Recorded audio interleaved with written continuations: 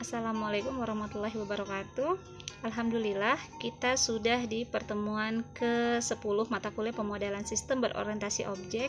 Tentunya dengan saya, Ibu Yumi Novita Dewi, dosen pengampu mata kuliah PSBO.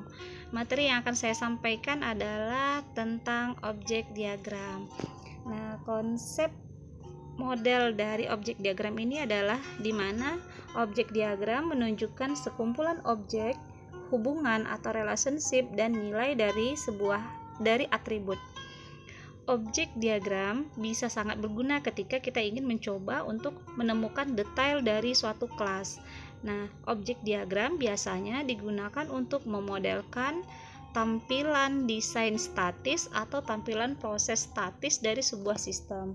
Sama halnya seperti kelas diagram, tetapi objek diagram ini lebih dilihat dari perspektif contoh nyata atau prototipe dari sebuah sistem. Objek diagram umumnya terdiri dari objek dan penghubung. Nah, dalam objek diagram, kita akan sering mendengar istilah instance. Nah, objek diagram pada dasarnya merupakan instance atau contoh atau instansiasi atau perwujudan dari entitas yang pada saat runtime memiliki identitas atau bisa kita bedakan dengan entitas yang lain dari sebuah atau hanya sebagian dari sebuah kelas. Nah, di materi pemodelan sistem berorientasi objek pada pertemuan 1 sudah saya jelaskan perbedaan antara kelas dan objek. Intinya, sebuah kelas dapat mempunyai banyak objek. Untuk dapat membuat sebuah objek, kita perlu melakukan instansiasi. Nah, instansiasi di sini berfungsi untuk mengubah kelas tadi menjadi objek, di mana kelas adalah kumpulan dari objek-objek. Oke, masih di slide instansiasi. Kelas digunakan untuk membangun sebuah objek yang dapat mendefinisikan atribut serta perilaku dari objek yang dibuatnya. Objek diagram adalah potret atau gambaran dari objek dalam sebuah sistem pada titik waktu tertentu.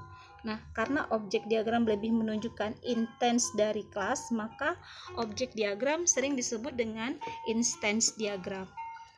Oke, seperti yang sudah saya jelaskan sebelumnya di slide sebelumnya, bahwa objek diagram umumnya terdiri dari objek dan penghubung.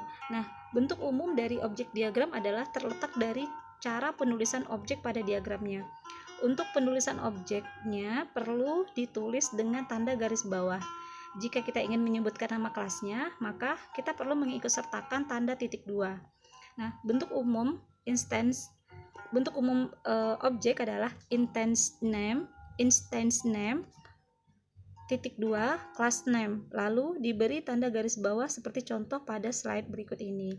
Nah, tapi jika kita hanya ingin menyebutkan nama kelasnya saja, maka tetap harus mengikutsertakan tanda titik 2.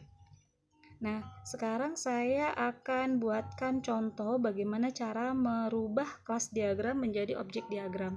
Objek diagram di sini meliputi satu set instansiasi dari hal-hal yang ada di dalam kelas diagram, di mana pada gambar kelas diagram terdapat 4 kelas, yaitu kelas user, kelas barang, kelas transaksi, dan kelas detail transaksi.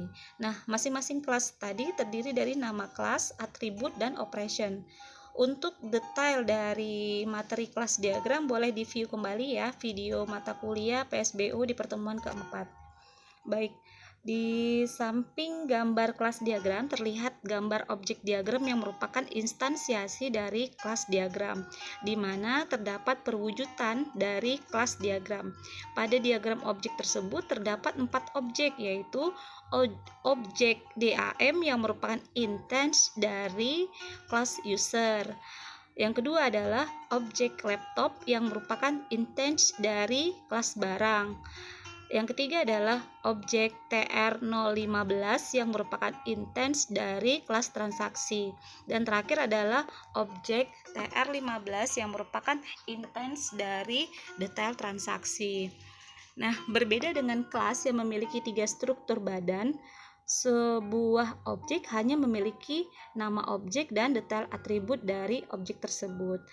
Tapi perlu diingat, elemen dari objek diagram hanya ada dua, yaitu objek dan penghubung. Artinya, tidak perlu menggunakan multiplisit dalam penggambaran objek diagram. Nah, karena sebenarnya kelas diagram ini merupakan gambaran dari sebuah database dan objek diagram merupakan instansiasi dari kelas, maka untuk objek dapat juga kita lihat pada tabel database-nya. Nah, lebih dan kurang seperti slide berikut ini. Oke, baik, terima kasih sudah menonton video ini, semoga bermanfaat. Saya berharap mahasiswa dapat memahami dan menstimulasikan pemodelan UML dengan menggunakan objek diagram. Sekian dari saya, jangan lupa like dan subscribe video ini. Wassalamualaikum warahmatullahi wabarakatuh.